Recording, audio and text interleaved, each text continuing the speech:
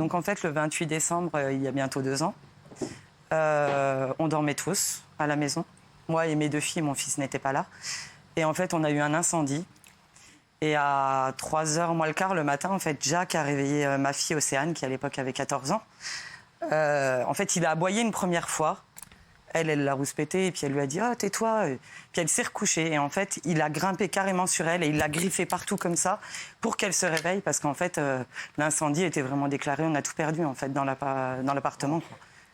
Et du coup, ma fille s'est levée avec lui et elle s'est...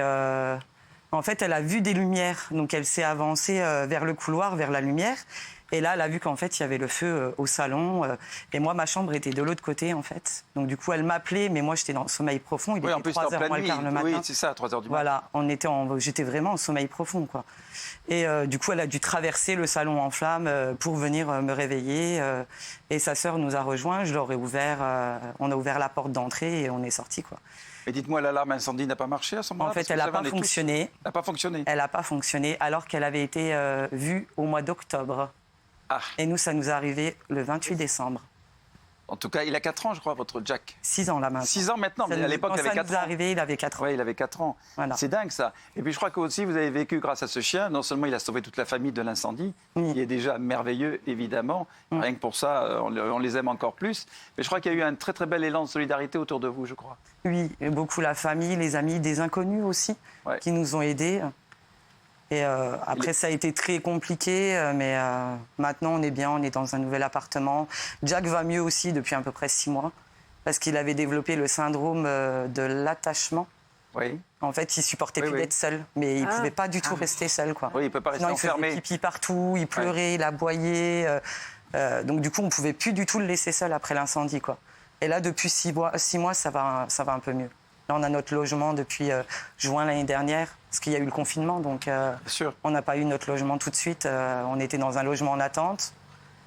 Mais dites-moi, Jack, qui est un héros comme ça, j'espère qu'il a obtenu une récompense. Pas du tout. On nous avait dit qu'il aurait une récompense. Bon, alors, et en fait, il n'y a rien eu de fait. Je pense que c'est parce qu'il y a eu Covid juste derrière.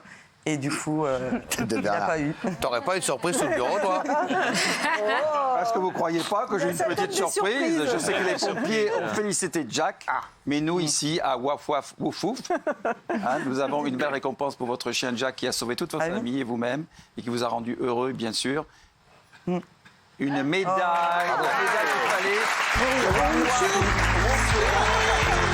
Regarde. Tiens, elle est là, regarde.